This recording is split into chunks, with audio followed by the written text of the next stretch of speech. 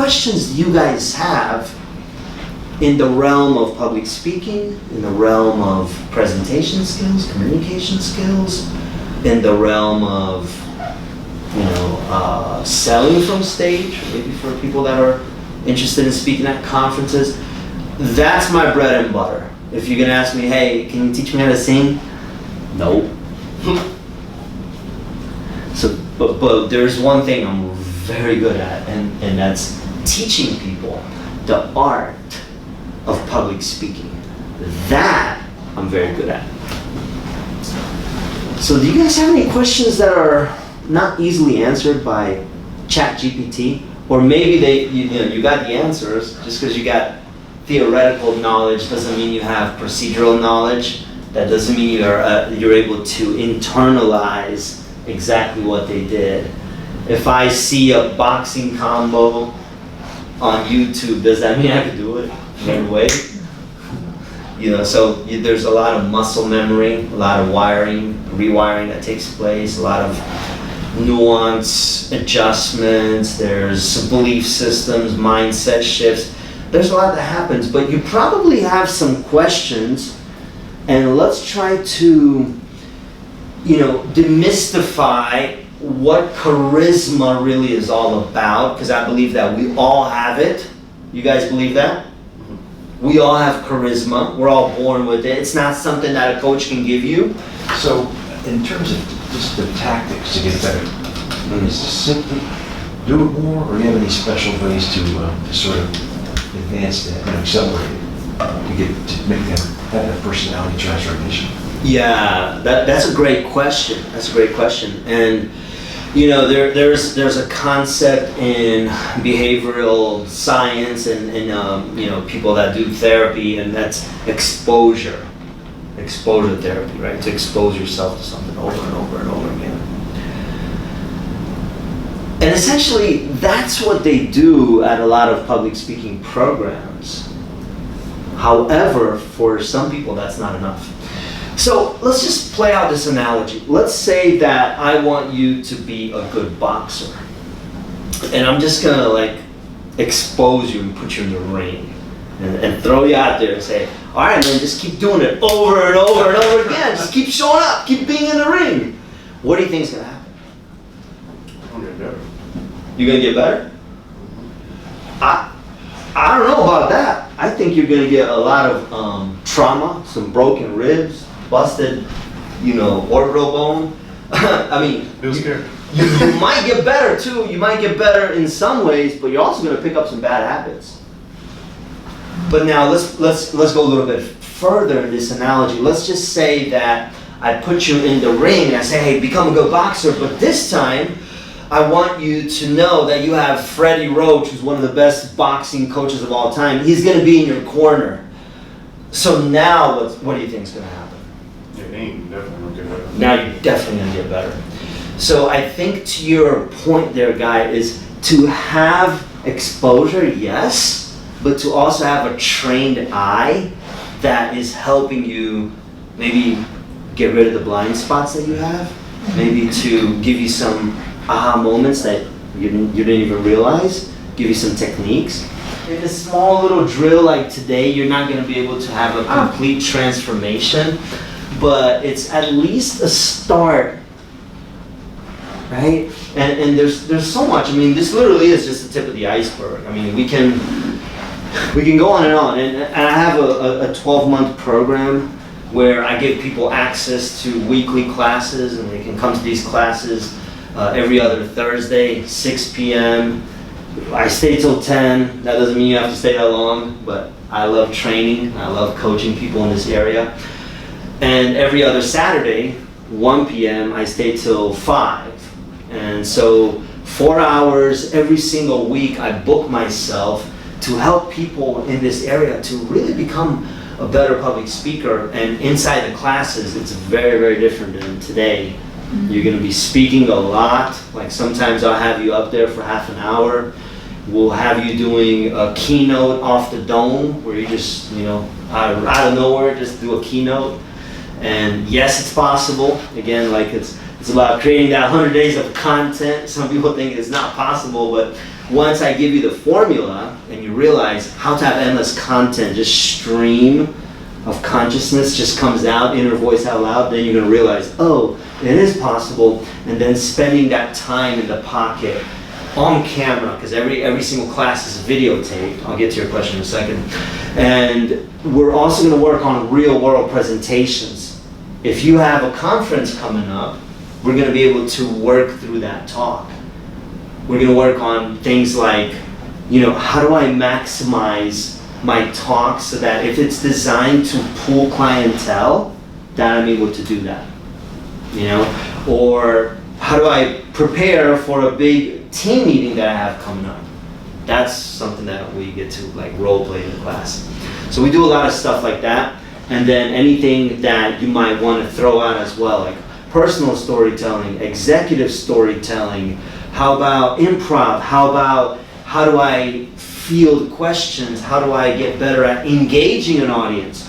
I have endless tools and drills that I take people through, and it's very, very different than today. Today is just the tip of the iceberg, but I want you to get the feeling, because my best sales pitch to you is to give you a transformation right here. So did you feel any different when you came up here? Did you notice some of these small hinges take effect? Yeah. Yes. Did you as well? Yes. And that's the proof is in the pudding. So you can only imagine if a little 30-second drill or 2-minute drill, however long we stayed up here, already gives you some tangible moments of transformation. Can you imagine if you had weekly classes that are in-depth trainings, they're always in person, what would that actually do? Well, it would do that transformation for you that you're looking for. So when one is given a topic, ad lib, present this, does it make sense to have this toolbox of things, just transition things, just have a bag of tricks, just to kind of ease, while you're thinking about the delivery, maybe, just have you made a comment well, I would say, that's sort of stuff, while you're thinking about some new content, maybe. We're going to say that. Is there? There's a mind time. Stalling techniques. Yeah. Repeating the question, or just taking a second. Does that make sense? Like you were saying. Have that or not really? Or stories, generic stories maybe to. You can have that. So I kind of think of it like being a hip hop rapper and then doing freestyle.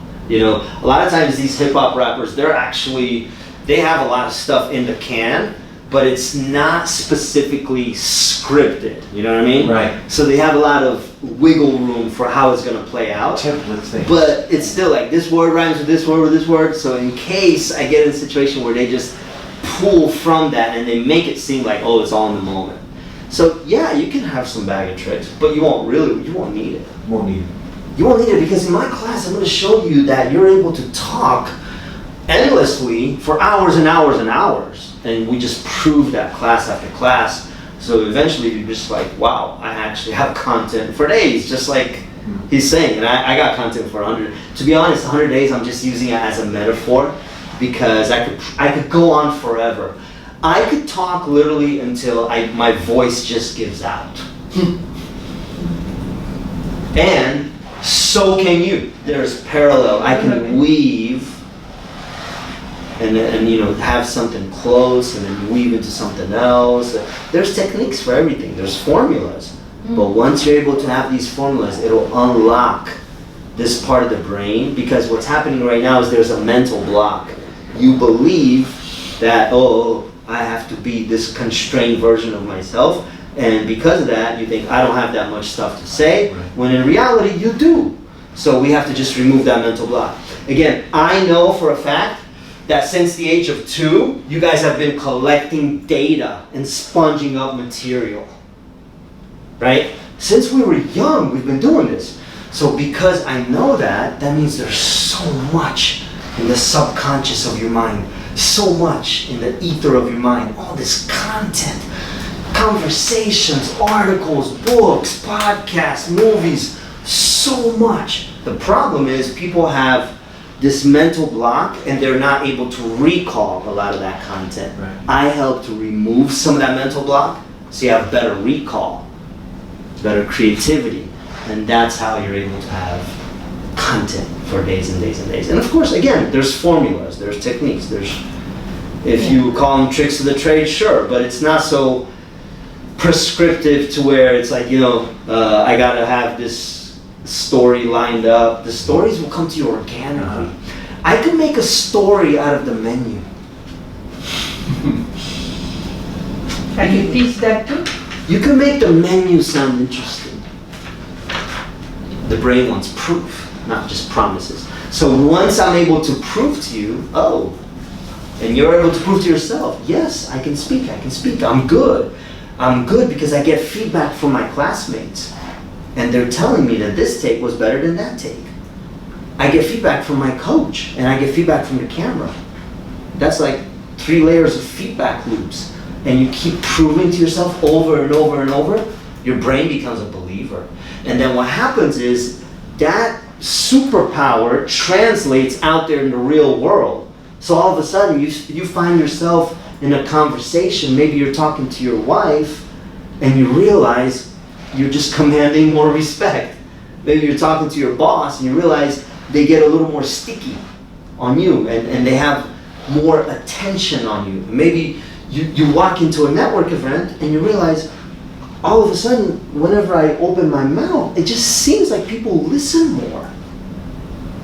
Right? So that superpower just takes effect. You're on a Zoom call, and there's your senior leadership, your team's there, and you realize people are listening. So that's essentially what happens. Any other questions that you guys have? Public speaking, presentation skills, Do the same speaking things, on stage. Go ahead. the same things you mentioned pretty much hold for a Zoom call, or it's something, obviously gestures, I think they work too, but is there anything, any other tips for when you can present a virtual presentation? Yeah, so number one is, it is the same things. You do want to have gestures, and you want to have a variety of different gestures, right? So these are, everybody go like this, practice them. Dynamic gestures. Dynamic gestures is when they're over the shoulder. So you're going to see them in the line of sight. You're going to see them right in front of your eyes. They're over the shoulder type of gestures. Then we have close quarter type of gestures. And imagine that there's a fish tank from your shoulder to your belly button. And all of the gestures, they happen to land within that box. Everybody practice the fish tank gestures. Just, there you go. So, okay, that's more dynamic. Yeah, there you go. So it lands somewhere in that box, that fish tank, right? Could be one-handed, right? Could be one-handed. But they're gonna land somewhere in there. And then we have minute gestures. And minute gestures is when I'm just using my fingers and wrists, right? Fingers and wrists. Politicians might do little numbers like this, right? You see interviews and they're having a cup of coffee, they're telling about a story, they're just using the fingers and wrists. So practice that, where we're just using the fingers and wrists. Practice that for a second. So there's no right or wrong, again, as long as we mix it up. Everybody say variety is the secret. Variety. Variety is the Variety is the secret. The more variety I can create with my gestures, with my body language, with my voice, with my facial expressions, with my presence, with my rate of speech. I mean, there's a lot of them to go into. The better. I Yeah. have a question. Please. So, when we do the presentations, is it always good to talk with your hands, with your face, with your feet? Is it going to be always has to be that way? Should we always do that? There are no always type of rules, Yeah. but what I can tell you is that an object in motion stands in motion, and it's more interesting to listen to. And almost imagine it like a cat is chasing the yarn, right? Whenever it catches the yarn, it gets bored. And it doesn't want to play with it anymore, right? So if you're too still, again, there's no always, but then you want to create variety in other ways, right? So I'm not I'm not necessarily using my hands right now, right? I can, even do this, but I still want to create variety with other vocal instruments or other core principles, right? So there's still other tools that I have at my disposal besides just my hands. Okay, that's what I wanted to know, because I don't know how, each presentation is different, or all the presentations are the same. I'm just thinking about that. So if I'm talking, I talk with my hand a lot actually, by myself. Which is a good thing. Yeah, I You talk wanna with my do that. hand a lot. This is me all the time. But I feel like that sometimes I should not talking with my hands, or I never work, I always stand still in one place, but I talk with my hands. Even Which is I'm good. talking to you right now. Which is good. If Again, it that's a good looks thing. too much moving, too much distraction for the people who are watching, no? Because I have 15 delivery channels that I try to amplify. 15 of them. So because of that, the more the better. But again, you're not reliant on one. So it's not like I have to, if I can't use my hands, then I can use other tools, but the more the better. Like, why would I not use tools if I have them? That's like me, if I want to be a UFC fighter, I don't, but I just saying, like, why would I not kick? And not just boxing, right? I want to use all my tools. Why would I not also grapple? I want to use all my tools. When it comes to the sell point, right? How can I phrase the question? The story has to create that sell point. Is that true? Because I can go on stage and give you details and be analytical, but I would think that stories sell people more than just here's the data. But if I tap into like your emotions, then I can get you to buy. I can get you to involve into the thing. So typically, how I at least think that a story should go is I come there, I give the problem, see how many people that problem relates to, and then maybe have like a case study or something like that, and then I give the solution. Is that like a piece of framework that you can use to go towards the actual sell point? It is. It's one of the tools. It's like we were talking about earlier. It's just a tool to have in your handbag.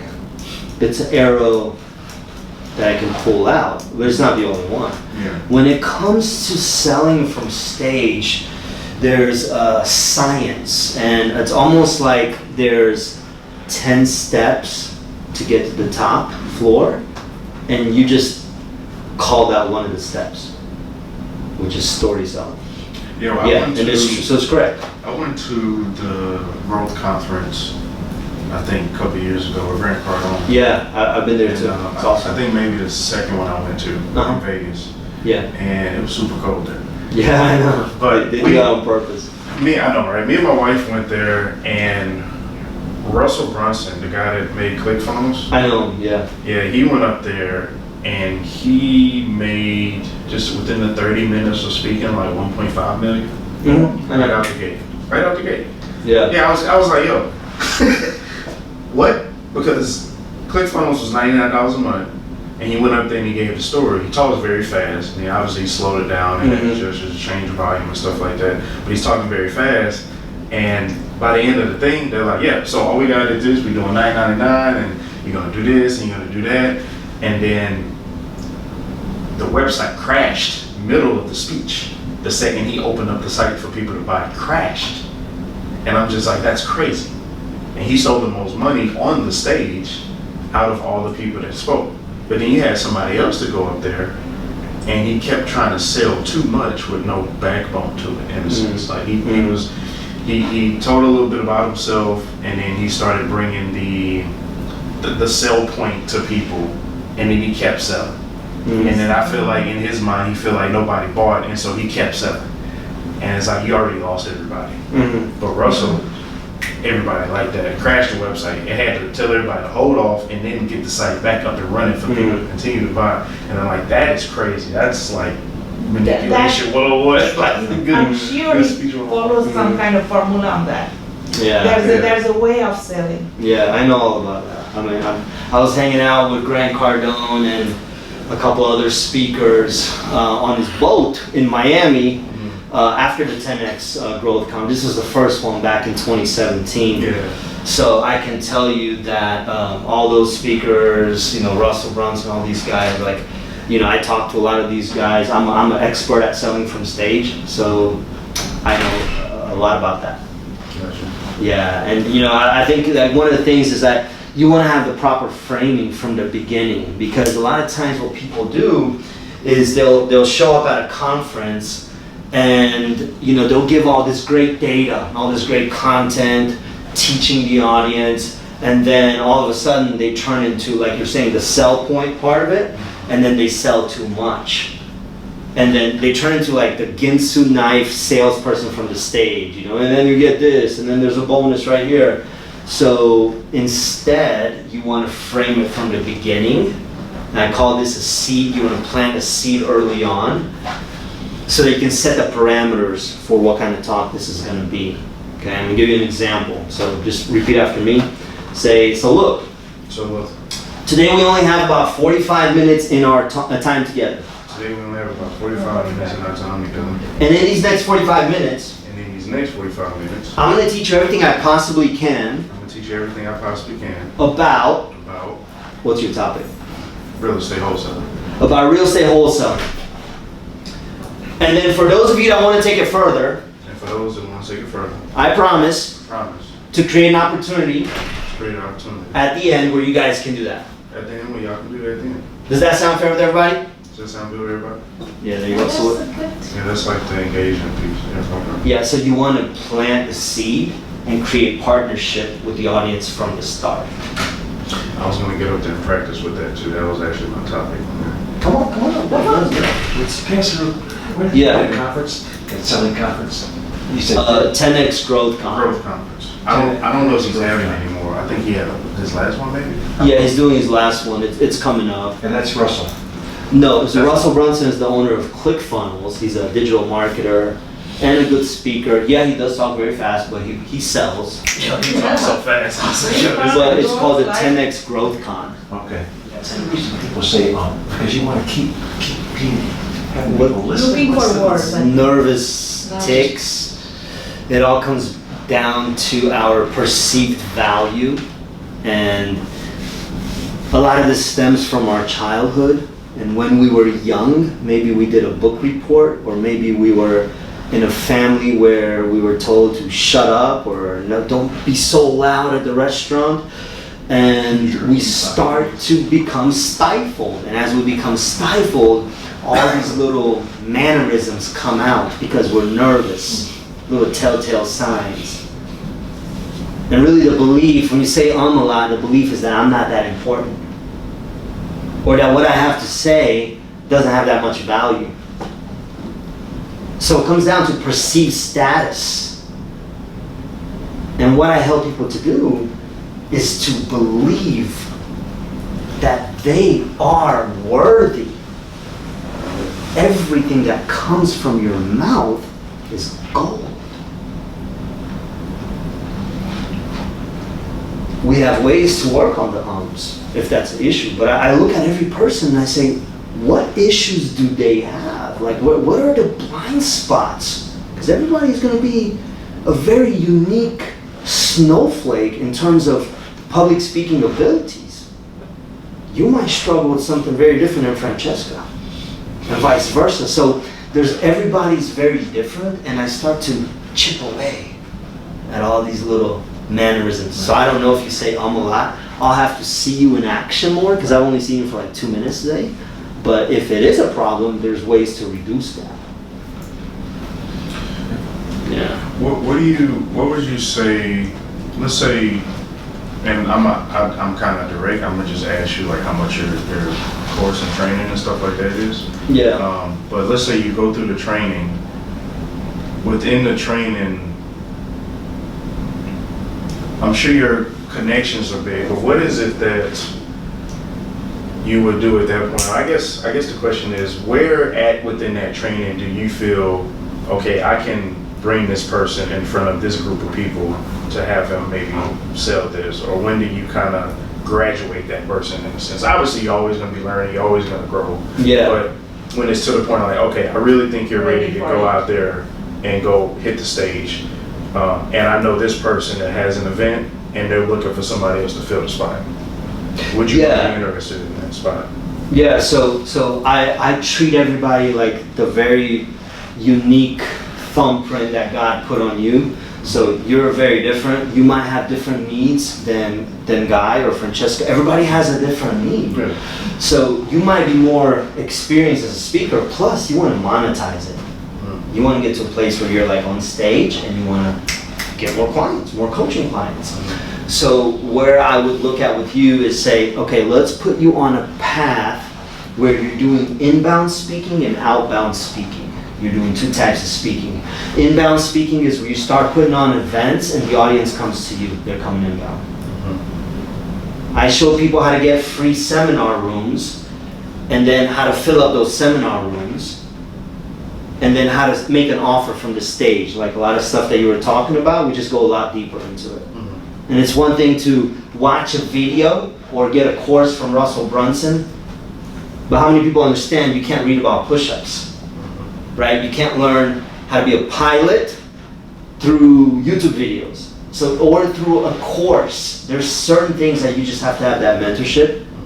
Because even though they might tell you some of the same stuff, some will be different, but some of it won't sink in until you have a mentor that drills it in you. So I would help to get you into a place where you're doing inbound events on the regular, and there would always be around your topic. You know, now for some of you guys, it's not interesting. You're like, man, I just want to move up the corporate ladder. I don't care too much about seminars and speaking. Selling, that's not my thing, you know. But for some of you guys, like, no, that's exactly what I want. So I treat each individual as a unique snowflake, and I give you exactly what you need. So I'm going to have you doing inbound events literally in the first 30 days of the program. You know, where I'm going to show you how to get free seminar rooms. You can get them all across Atlanta, to be honest. I had a lady that was also into real estate, and within 30 days in the program, she's like, I think I want to do my first event. Can you show me how to like make it to where it's like a theatrical play, where we can run through it in the class? How long should it be? Can we work on the offer piece, the selling from the stage part? Can we chisel that? And what should I price it at? What should I offer? I mean, we went everything, nook and cranny, just down to the T. So fast forward, she books out a free seminar room on Ashford Dunwoody. She had about 50 people in the room, free traffic, but they were qualified because they were all interested in real estate. And then she did a 90-minute seminar, and the last 30 minutes she used it to talk about her offer. And 5 people bought, and her program was $2,000. So she just made $10,000 on a Tuesday night from 6:30 to 8 o'clock. Great night. She's like, oh my God, Aaron, this is crazy. Real money came in. I did another speaker program, and I didn't get those kind of results.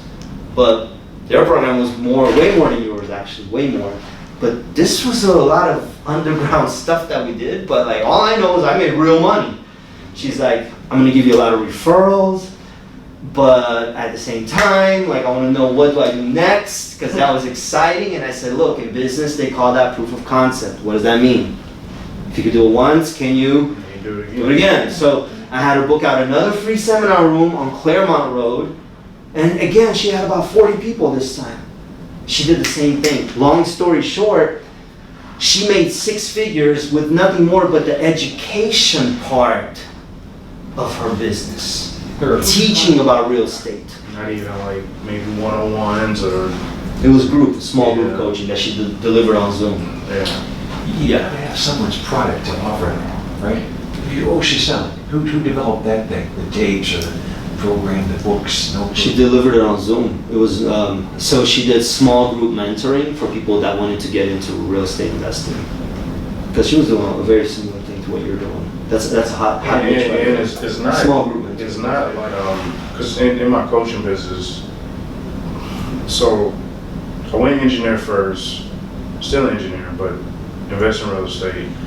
And the reason I even brought up the coaching business, started doing that, was because people kept asking me, how do I do that? And then you had people asking me like, do you sell any courses or anything? Like other people had to like ask me if I'm selling a course to start selling a course. And I'm like, I can't just give free information anymore because so many people ask me. And they see, when I started wholesaling, I closed like 4 or 5 deals back to back. And it was crazy because it was that proof of concept. Like the first time, second time, third time, fourth time, I got an Airbnb, I went over to multifamily. We actually closed on an international Airbnb in a couple of weeks. And then developments out here in Atlanta, and people were like, man, you got all this stuff going on. And they just asked me, but some of those people are not foundationally set up to do that. Like, they didn't even have like $300 in their pocket. So it's like, okay, we need to pull it back. So like my coaching business is to help people get to the point of where they can invest.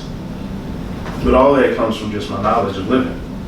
So it's like, you don't have to be like, where do I get my content from? Like you said, you already have it.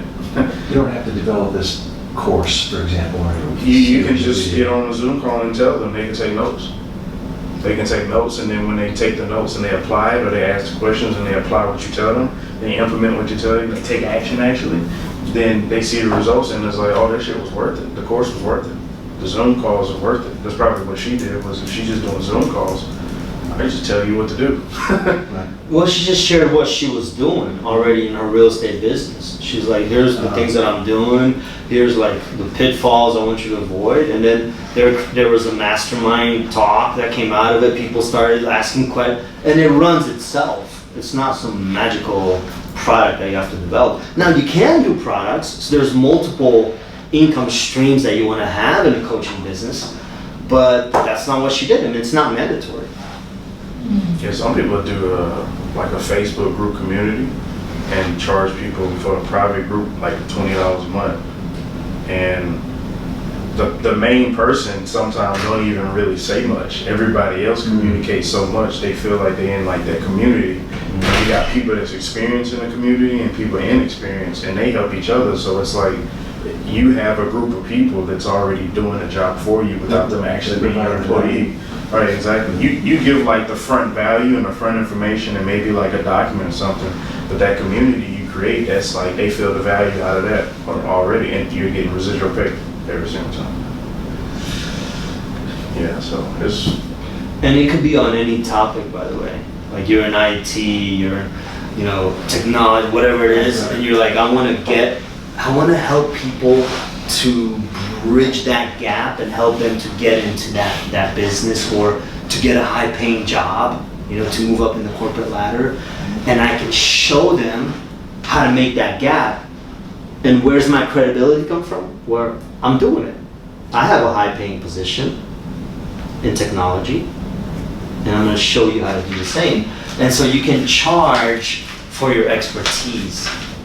And I never tell people to fabricate it. Like, use what you already got. Use what you already got. But the coaching and the speaking industry is a very lucrative industry. And I think every business should have a component that's nothing but education.